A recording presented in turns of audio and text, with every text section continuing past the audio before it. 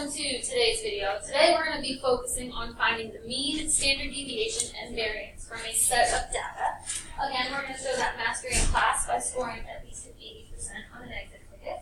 Hopefully you have the notes in front of you. If you don't, take out an extra sheet of paper and we'll give you a fresh one tomorrow. Now, when we talk about mean, standard deviation, and variation, we're going to talk about something that's called a bell curve, or a normal distribution. Now, if we look, about 34% is in purple, 13.5% is in blue, 2% green, and 0.5% in yellow. Now, as far as the symbols go at the bottom, this kind of cursive U is what we're going to call our mean.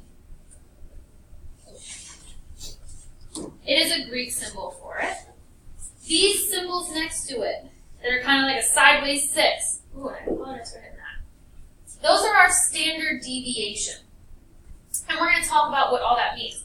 But the big thing you need to know about these facts is about 68% of the data falls within one standard deviation of the mean. About 95% falls within 2, and about 99% falls within 3. Now, these are if it was a perfect bell curve, and it's not always going to be, but for our sake, we're going to treat it like it is.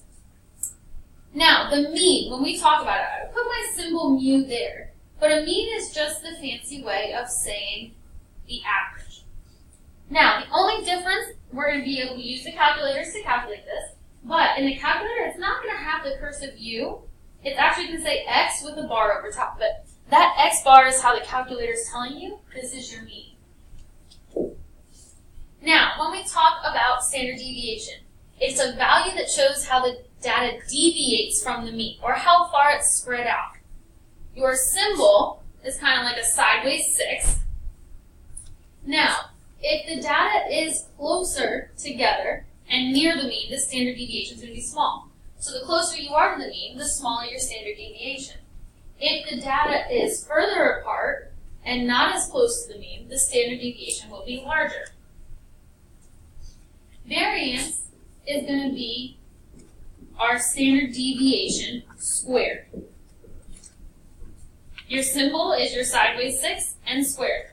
Again, that sideways 6 is your symbol for standard deviation. And variance is the average of the squared differences. Now, again, I'm going to show you how to do all this in the calculator. I'm not going to show you right now for this video, just to save time, but we will go over it tomorrow. So, if we use the calculator for this, we would be able to calculate that the mean was 4, the standard deviation was 3.74, and the variance is 13.99. Now, letter B says, what would be one standard deviation above the mean? Well, it tells you exactly what it wants. We want to take one standard deviation, which is 3.74. Above means I'm going to add it to my mean. So 3.74 plus 4 gives me 7.74. That's saying from the mean of 4 to 7.74 is one standard deviation above the mean. For letter C, it says 2 standard deviations below the mean. So in this case, I'm going to take my mean and I'm going to subtract 3.74 twice because it says that magic word 2 standard deviations below. Well, that gives me negative 3.48. So that tells me from 4 to negative 3.48 is 2 steps away. Letter D, how many elements of this data fall within one standard deviation of the mean? Well, I need to take 4 and I need to subtract 3.74. That gives me 0.26.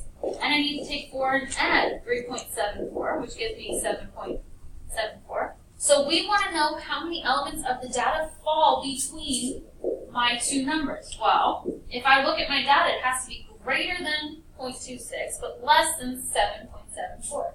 There are 2, and those 2 are 2 and 4. That means those are the only 2 elements that are one standard deviation away. If we look at example 2, again, you'll be able to do this in the calculator tomorrow, but to save us some time, our mean is 25.2, our standard deviation is 4.71, and our variance is 22.18. 2 standard deviations above the mean? Well, I'm going to take my mean of 25.2 and I'm going to add 2 standard deviations in. That would give me 34.62. That tells me from 25.2 to 34.62. That's how far 2 standard deviations is above it.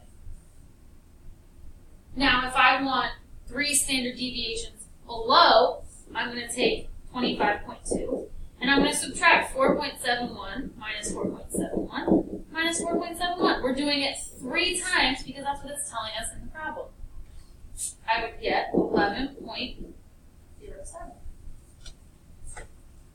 How many elements fall within 1 standard deviation? So again, if it's 1 standard deviation, we can be above the mean or we can be below the mean since it does not specify.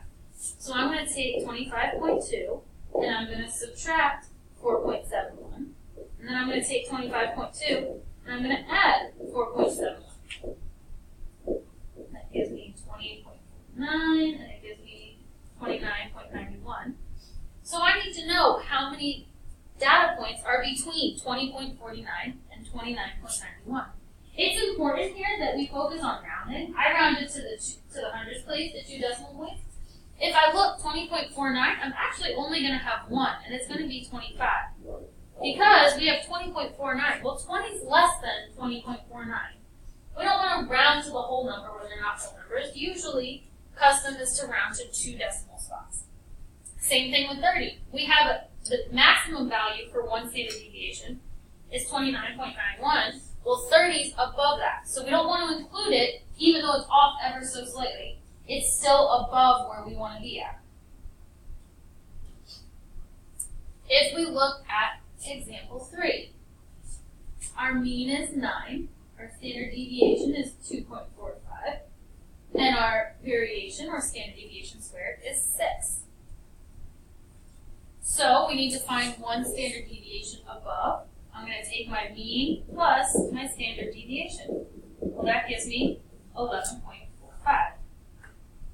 If we say 1 standard deviation below, now I'm going to take 9 minus 2.45, and that gives me 6.55. So now, how many elements of data fall within 1 standard deviation?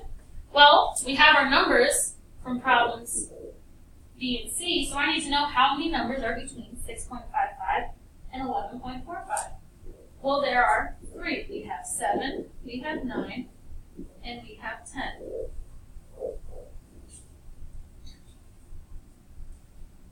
Now, for this last problem, I'm going to tell you your mean is 55, your standard deviation is 17.1, and your variance is 292.41.